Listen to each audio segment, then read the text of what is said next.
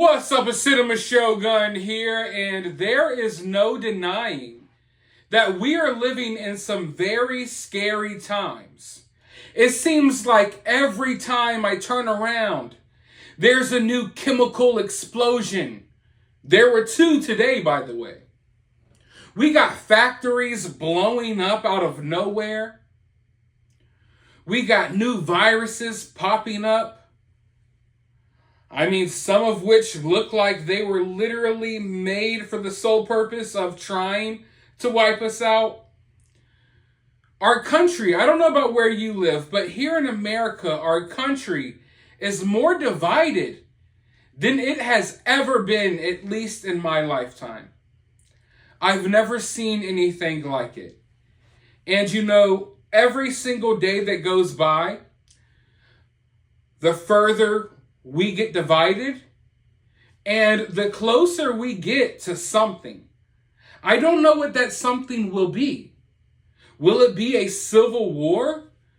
Honestly, I used to look at people who said, hey, there's going to be another civil war in America. I used to look at them crazy, but now it's looking like it's almost inevitable at this point. Where do we really go from here?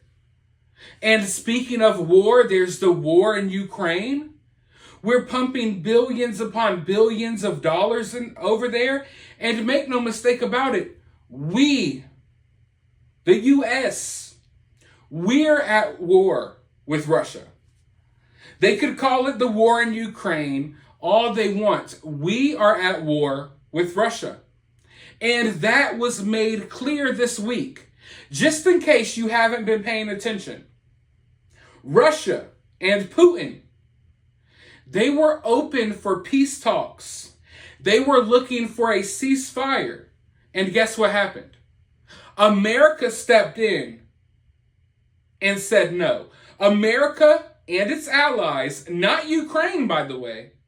No, Ukraine didn't have any control over this situation at all. America stepped up and said, no way, Jose. There won't be any ceasefire. There won't be any peace around here. We want and we need our war. So the fighting shall continue. So if you think that we are at war with Russia, then look who's making the decisions. Do you think Ukraine is making these decisions? No. Ukraine ain't even the ones that are pinpointing these military positions and carrying out these strikes. America is providing Ukraine with this intelligence. We're already at war with Russia. And things did not have to be this way. They did not have to be this way. But you know, looking at the title of this video,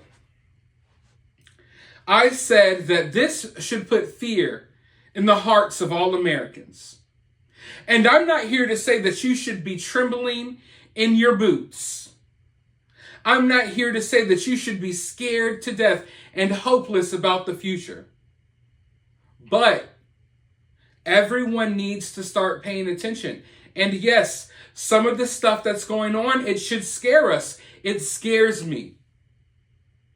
It does not make me want to tuck my tail and hide. No. It scares me into awareness, into a more heightened sense of awareness and preparedness, if you will. Now, the world is an interesting place. Trying to understand the relations between different countries is very confusing. It's very complicated. I can tell you that Russia and China, they've had a very turbulent and complicated relationship throughout history. For the most part, they don't really like each other, although things have gotten a little better over the last couple of decades. But these weren't two superpowers that we really had to worry about coming together and working together. At least, not in recent history until now. Like I said, the world is a complicated place. to make everything in the world run smoothly, which is not running smoothly, but to make it run at all, a lot of things have to fall in place. A lot of things have to be done. Like I said, it's extremely complicated. More complicated than me or you would ever understand. But that's why we have officials, elected officials at that, whose sole purpose is to make sure that things run smoothly. And part of making sure that things run smoothly for the U.S. is making sure that our enemies, or at least those who pose the biggest threats to Americans, don't necessarily come together. But now China and Russia are coming together. And that's very scary, ladies and gentlemen. And it should scare all of you. Because China is slowly starting to dominate the world in the way the U.S. once did. It looks to me like China has won, or at least it's winning, the trade war. China is slowly becoming one of the most powerful, if not the most powerful, countries in the world, replacing the U.S. There are people whose job it is to literally make sure that China and Russia don't come too close together. And, when dealing with foreign affairs, we have to move strategically to make sure that we don't push our enemies further together. But that's what we have done. And that is what is happening. And I don't know if you all are paying attention, but Russia and China, they just had a big meeting. Xi Jinping, I believe that's how you pronounce his name, and Vladimir Putin just sat down. They're getting buddy-buddy, and they're formulating a plan moving forward, and they're forming a very unlikely alliance. And who do you think they're up against? They're up against us. But things did not have to be this way. If we had reliable people in Washington who were actually doing their jobs, these two superpowers wouldn't have ever gotten this close. But we have made every move that we possibly could to drive these forces closer together. And now, we're going to have to deal with the results. And I don't think the results are going to be pretty.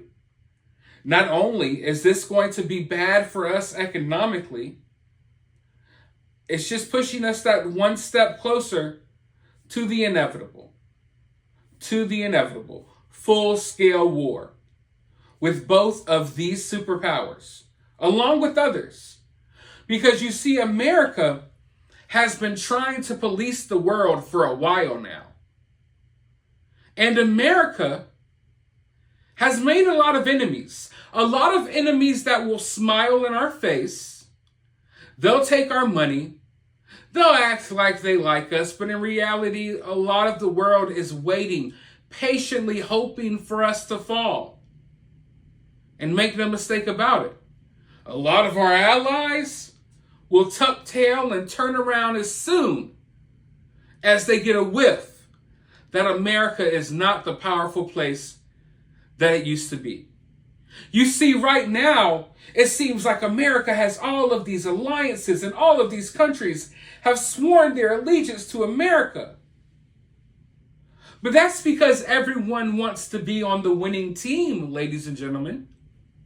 That's the reality of life. That's the reality of sports. That's the reality of politics.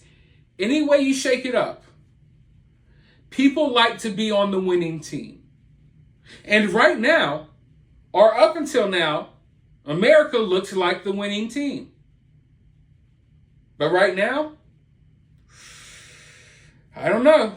Right now, it's looking like America might not even make the playoffs anymore. So how quickly will these other people who supposedly are here for us, how quickly will they turn their backs or tuck tail if things really start to go down? It's crazy because when you look at all of these NATO countries, most of them haven't been providing the things they are supposed to provide. They haven't been paying their proper dues this whole time anyway. They've been riding on the coattails of America, hoping that if anything happens to their little country, America is going to step up and defend them. And the same thing goes with Ukraine. NATO is backing the war in Ukraine, but who do you think is fitting most of the bill? Who do you think is paying for most of this? America.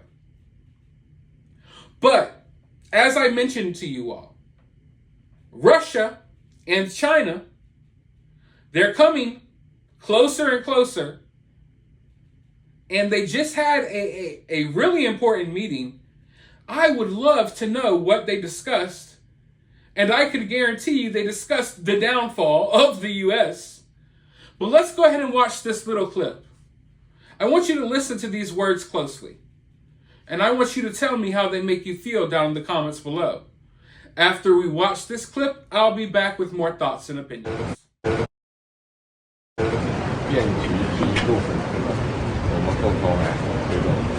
Это как раз сейчас перемены, которые не было в течение 100 лет. Там, где вместе двигаем эти перемены.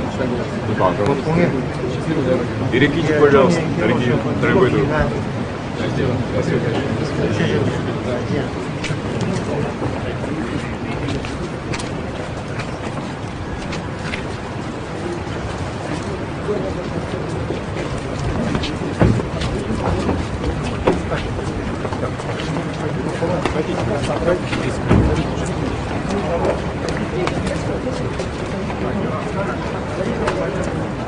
Change is coming, and they together are going to help drive that change.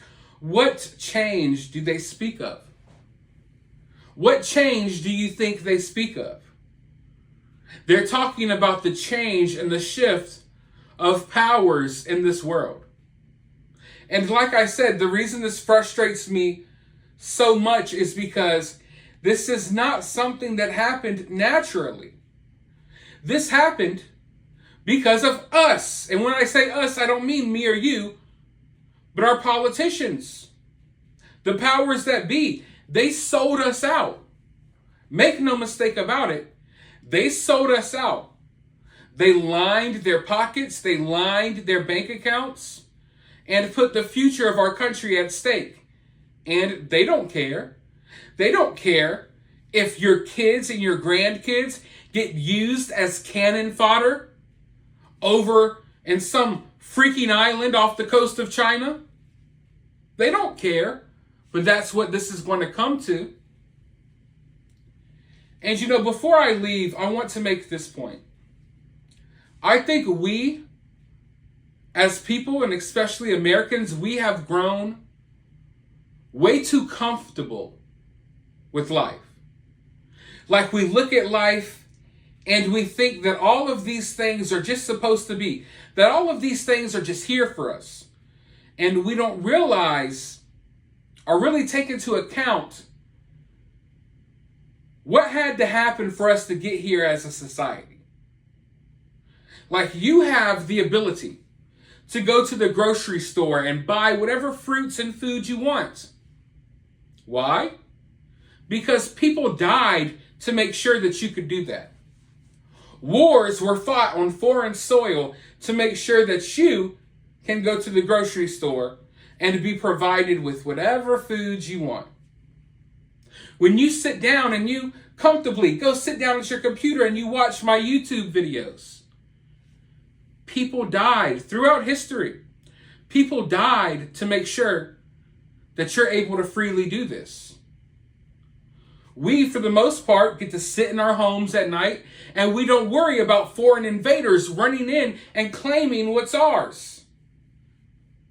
People had to die to make sure that that didn't happen. We are not living comfortably. We're not living this comfortably right now simply because this is just how life is. No, it came from years and years of sacrifice. And I don't think people realize that. So while I am opposed to most wars, I also understand that there are things that some of us might not like and some of us might not agree with, but there are things that have to be done. There are necessary evils, if you will, that happen in this world to ensure that your life is more comfortable. We as a society aren't just like, the world isn't obligated to give us a comfortable life. In fact, if you look throughout history, humans have had it pretty rough, right? We have it better right now, or I would say 20 years ago, we had it better than any other time in life, right?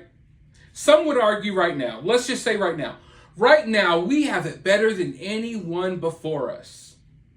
And we have the ability to make things even better for the people after us, for the upcoming generations, but we're not. At some point, we stopped fighting to ensure that we have a better future. At some point, we started moving backwards. And at some point, we started taking all of this for granted. We wouldn't be sitting here right now if it wasn't for our grandfathers and grandmothers working hard, doing what they could to ensure a better future for us. Meanwhile, it seems like we are ensuring the destruction of the next generation. But I say all that to say that we should be grateful for what we have and where we're at. And also, we should be mindful of what it took to get here and what it takes to remain here. It takes a lot of sacrifice. A lot of things have to happen. Things that aren't necessarily pretty. Okay? A lot of wicked things, honestly, have to happen to ensure that you live as comfortably as you do. And that's just the reality of life that a lot of people have forgotten about. 500 years ago, you would be somewhere, who knows?